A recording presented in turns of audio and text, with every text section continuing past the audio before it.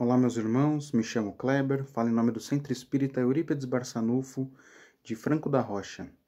Hoje nós vamos continuar a leitura do livro O Céu e o Inferno, de Allan Kardec. Mas antes eu gostaria de convidá-los para a nossa prece de abertura.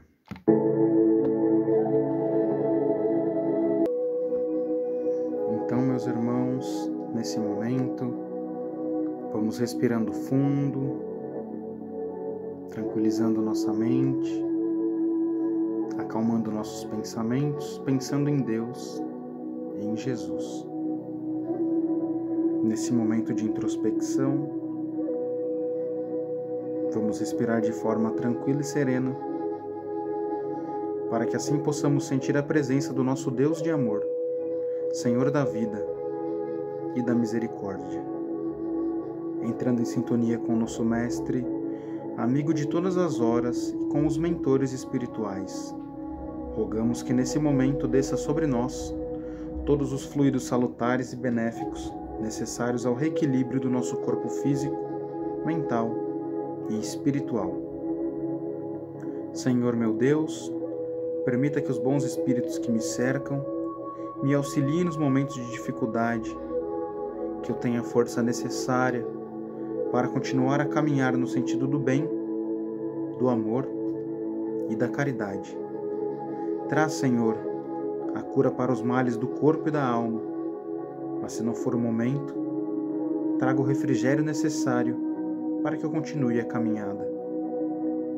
Que nossos amigos espirituais possam visitar os nossos lares, abençoando a cada um que lá se encontra, trazendo a alegria de viver, a paz e a harmonia.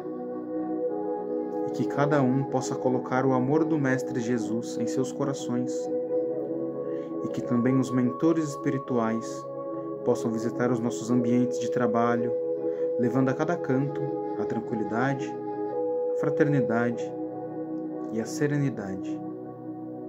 Que esses bons fluidos se estendam para cada um de nós, amigos e familiares, trazendo o conforto que tanto desejamos, a coragem e a fé para continuarmos a nossa estrada da vida. Então, meus irmãos, agora que estamos chegando nos momentos finais de nossa prece, vamos abrindo nossos olhos sem pressa, vamos voltando lentamente e vamos dando graças a Deus, que assim seja.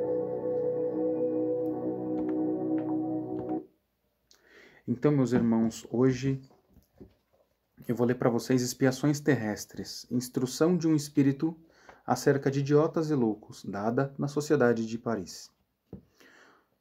Os idiotas são os seres castigados pelo mau uso de poderosas faculdades, almas encarceradas em corpos cujos órgãos, impotentes, não podem exprimir os próprios pensamentos. Esse mutismo moral e físico constitui uma das mais cruéis punições terrenas, muitas vezes escolhidas por espíritos arrependidos e desejosos de resgatar suas faltas. A provação nem por isso é improfícua, porque o espírito não fica estacionário na prisão carnal. Esses olhos estúpidos veem, esses cérebros deprimidos concebem, enquanto nada possam traduzir pela palavra e pelo olhar. Executada a mobilidade, o seu estado é o de letárgicos ou catalépticos, que veem e ouvem sem contudo poderem exprimir-se, quando tendes esses horríveis pesadelos, durante os quais procurais fugir de um perigo, gritando, clamando, não obstante a mobilidade do vosso corpo, como da vossa língua. Quando isso sucede, dizemos a vossa sensação, é idêntica à dos idiotas, é a paralisia do corpo anexa à vida do espírito. Assim se explicam quase todas as enfermidades, pois nada ocorre sem causa. E o que chamais injustiça do destino é apenas a aplicação da mais alta justiça. A loucura também é punição ao abuso das mais elevadas faculdades. O louco tem duas personalidades, a que delira e a que tem consciência dos seus atos sem poder guiá-los. Quanto aos idiotas, a vida contemplativa insulada da sua alma, sem os prazeres e gozos do corpo, pode igualmente tornar-se agitada pelos acontecimentos, como qualquer das existências mais complicadas, revoltam-se alguns contra o suplício voluntário e, lamentando a escolha feita, sentem violento desejo de tornar a outra vida, desejo que lhes faz esquecer a resignação do presente e o remorso do passado, do qual têm a consciência, visto como, embora idiotas e loucos, sabem mais que vós, ocultando sob a impotência física uma potência moral de que não tendes ideia alguma. Os atos de fúria, como de imbecilidade, a que se entregam, são no íntimo julgados pelo seu ser, que deles sofre e se vexa. Escarnecê-los, injuriá-los, mesmo maltratá-los, como por vezes se faz, é aumentar-lhes o sofrimento, fazendo-lhes sentir mais cruamente a sua fraqueza e abjeção. Pudessem eles, e acusariam de covardia, aqueles que assim procedem, sabendo que a vítima não pode defender-se. A loucura não é das leis divinas, resultando materialmente da ignorância, da sordidez e da miséria. Pode o homem debelá-la. Os modernos recursos da higiene, que a ciência modernamente executa e a todos faculta, tende a destruí-la, sendo o progresso condição expressa da humanidade. As provações tendem a modificar-se acompanhando a evolução dos séculos. Dia virá em que as provações devem ser todas morais, e quando a terra nova ainda houver preenchido todas as fases da sua existência, então se transformará em morada de felicidade, como se dá com os planetas mais adiantados. Pedro de Outi, pai do médium. Houve tempo em que se punha em dúvida a existência da alma dos idiotas e se chegava a perguntar se realmente eles pertenciam à espécie humana.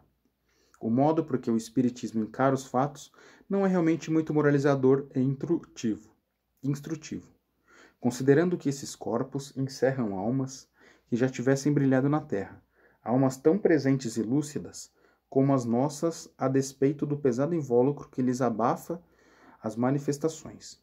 Considerando que o mesmo pode acontecer conosco, se abusarmos das faculdades que a providência nos concedeu.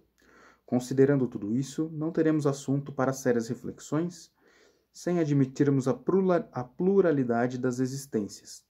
Como podemos conciliar a imbecilidade com a justiça e a bondade de Deus? Se a alma não viveu anteriormente, então é porque foi criada ao mesmo tempo que o corpo, e nesse caso, como explicar a criação de almas tão precárias da parte de um Deus justo e bom? É bem de ver que aqui não se trata da loucura, por exemplo, que se pode prevenir ou curar. Os idiotas nascem e morrem assim, sem a noção do bem e do mal. Qual, portanto, o seu destino na vida eterna? Serão felizes ao lado dos homens inteligentes e laboriosos. Mas por que o favoritismo, se nada fizeram de bom? Ficarão no que chamam limbo, isto é, um estado misto que não é feliz nem infeliz. Por que essa eterna inferioridade? Terão eles culpa de serem por Deus criados idiotas? Desafiamos para que saiam desse impasse a todos quantos negam a reencarnação. Pela reencarnação, ao contrário, o que se afigura injustiça se torna admiravelmente justo. O que parece inexplicável se explica racionalmente. Ademais, sabemos que os nossos adversários, que os antagonistas desta doutrina, não têm argumentos para combatê-la, senão o receio de terem de voltar à terra. Respondemo-lhes: para que volteis, não vos é pedida a vossa permissão, pois o juiz não consulta a vontade do réu para mandá-lo ao cárcere. Todos têm a possibilidade de não reencarnar, desde que se aperfeiçoem o bastante para se alcançarem a uma esfera mais elevada. O egoísmo e o orgulho não se compadecem, porém, com essas esferas felizes, e daí a necessidade de todos se despojarem dessas enfermidades morais, graduando-se pelo trabalho e próprio esforço. Sabemos que em determinados países, longe de serem objeto de desprezo, os idiotas são assistidos de benéficos cuidados. Essa comiseração não se filiará numa instituição do verdadeiro estado desses infelizes, tanto mais dignos de atenção quanto por se verem repudiados na sociedade. Seus espíritos compreendem essa contingência? Considera a si mesmo como favor à ação graciosa a presença de um desses seres no seio da família. Será isso superstição? Talvez. porque nos ignorantes a superstição se confunde com as ideias mais santas, por lhe não apreenderem o alcance, mas seja como for, aos parentes se oferece ocasião de exercerem a caridade, tanto mais meritória quanto mais pesado lhe seja esse encargo, de nenhuma compreensão material. Há maior mérito na cuidadosa assistência de um filho desgraçado do que na de um filho cujas qualidades ofereçam qualquer compensação, sendo a caridade desinteressada uma das virtudes mais agradáveis a Deus. Atrai sempre a sua bênção aqueles que a praticam. Esse sentimento inato e espontâneo vale por esta prece. Obrigado, meu Deus, por nos teres dado um ser fraco a sustentar, um aflito a consolar. Então, meus irmãos, essa foi a leitura de hoje, Expiações Terrestres, do livro O Céu e o Inferno, de Allan Kardec. Agora, gostaria de convidá-los, agradecer quem ficou até aqui, e convidá-los para a nossa prece de encerramento. Senhor meu Deus, Mestre Jesus, toda a espiritualidade, os mentores espirituais, os guias espirituais, os anjos de guarda e os anjos de luz. Gostaria de agradecê-los pela oportunidade de poder estar aqui mais um dia, podendo aprender com esta obra que nos foi concedida pela espiritualidade, a fim de elevarmos nosso ser e compreendendo melhor nossa passagem terrena. Agradeço a Deus pelo dom da reencarnação, agradeço também a vida que me deste como presente, para que eu possa usar em benefício do bem. Agradeço a Jesus, nosso guia e modelo de vida, nosso amigo das horas mais difíceis. Obrigado, Senhor Jesus, por me manter em seu caminho da fé. Obrigado pelo discernimento para que eu possa distinguir o bem do mal. Obrigado por me permitir que eu continue sempre a serviço do bem. Muito obrigado do fundo do meu coração, e que assim seja, graças a Deus.